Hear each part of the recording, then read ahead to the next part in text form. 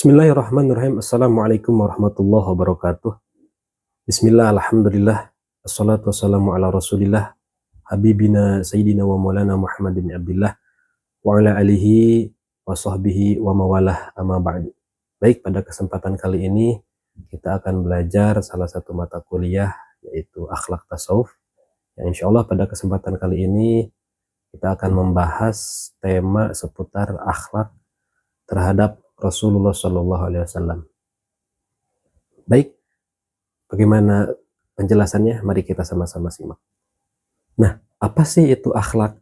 Akhlak adalah sikap atau perilaku dan moral yang mencerminkan nilai-nilai Islam.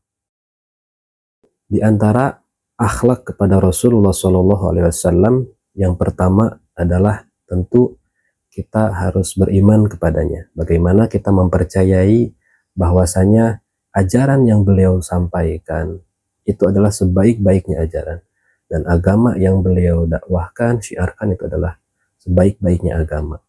Nah, kemudian yang kedua, bagaimana ketika kita menyebut nama baginda Nabi, pastikan kita menyebut dengan penuh penghormatan.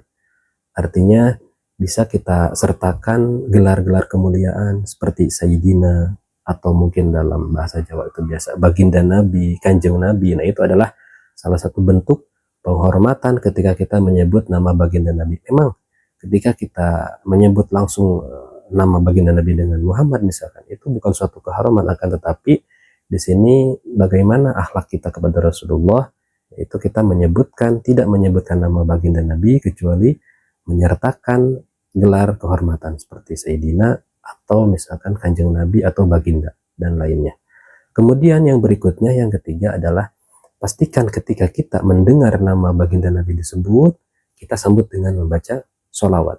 Jangan sampai ketika kita mendengar ataupun kapanpun kita mendengar nama baginda Nabi disebut, pastikan kita sambut dengan membaca sholawat kepada beliau. Allahumma sholli ala sayyidina Muhammad. Ini adalah suatu bentuk bagaimana akhlak kita kepada Rasulullah Shallallahu Alaihi Wasallam. Bahkan baginda Nabi mengatakan paling pelitnya manusia itu adalah di saat nama baginda Nabi disebut, dia tidak menyambutnya dengan membaca sholawat. Mudah-mudahan kita terhindar daripada orang pelit tersebut. Maka dari itu, mari kita biasakan setelah ini, ketika mendengar nama baginda Nabi disebut, pastikan kita bersalawat kepada baginda Nabi Muhammad Shallallahu Alaihi Wasallam.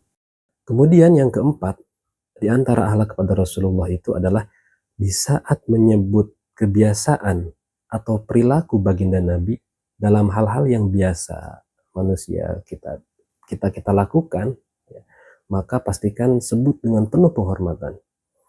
Contoh misalkan manusia biasa kita makan, kemudian juga kita tidur.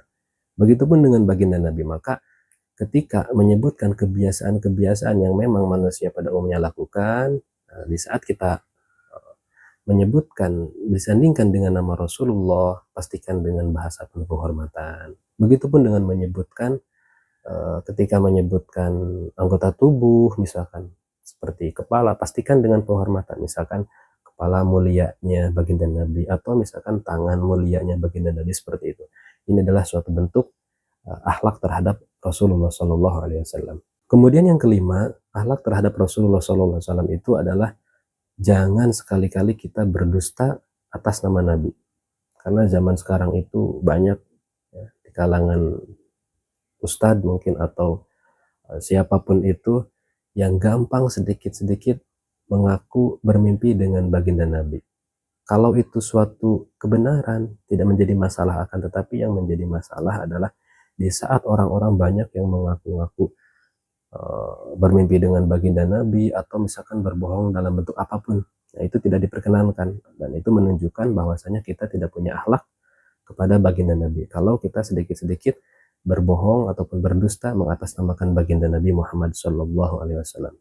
Dan kemudian yang terakhir, yang keenam adalah di antara akhlak kepada baginda Nabi itu, jangan sekali-kali kita menjadikan nama baginda Nabi untuk ataupun sebagai bahan guyonan. Ya, ini naudzubillah min dzalik. Kemudian terakhir, ya, bagaimana agar kita ini terbiasa mencintai baginda Nabi, maka yang pertama adalah tentu ya kita memohon kepada Allah Subhanahu wa taala agar diberi hati yang senantiasa dipenuhi kecintaan kepada baginda Nabi Muhammad SAW. Ini harus kita mohon kepada Allah, meminta.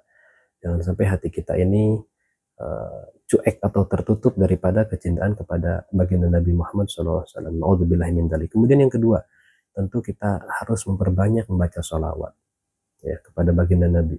Bagaimana setiap harinya kita tidak kurang daripada 300 membaca sholawat kepada baginda Nabi. Ini adalah suatu bentuk bagaimana kita membuktikan kecintaan kita kepada baginda Nabi Muhammad SAW. Kemudian yang ketiga yaitu mengerjakan kesunahan-kesunahannya, kesunahan yang kecil sampai kesunahan yang insya Allah mungkin dikatakan besar. Kita belajar dari kesunahan-kesunahan yang kecil terlebih dahulu, kita istiqomahkan, kita lazimi, maka insya Allah kesunahan-kesunahan berikutnya akan kita mudah untuk melaksanakannya. Kemudian yang berikutnya, yang keempat adalah untuk mencintai baginda Nabi itu kita harus banyak mengenal ya, kisah hidup beliau itu dengan membaca sejarah. Ya. Kemudian yang terakhir, bagaimana kita mendapatkan cinta baginda Nabi adalah kita harus ada khidmah kepada umat baginda Nabi Muhammad SAW, atau kita harus saling menolong, tolong-menolong, harus peduli terhadap sama umat baginda Nabi Muhammad SAW. Kalau kita peduli kepada umatnya, maka insya Allah mudah-mudahan kita semuanya berharap nanti ketika di padang mahsyar ataupun di akhirat nanti kita diakui oleh baginda Nabi sebagai umat yang mencintai beliau. Amin amin ya rabbal alamin. Demikian yang bisa kami sampaikan, kurang lebih mohon maaf dan mohon doanya selalu. Wabillahi taufiq wal hidayah. Assalamualaikum warahmatullahi wabarakatuh.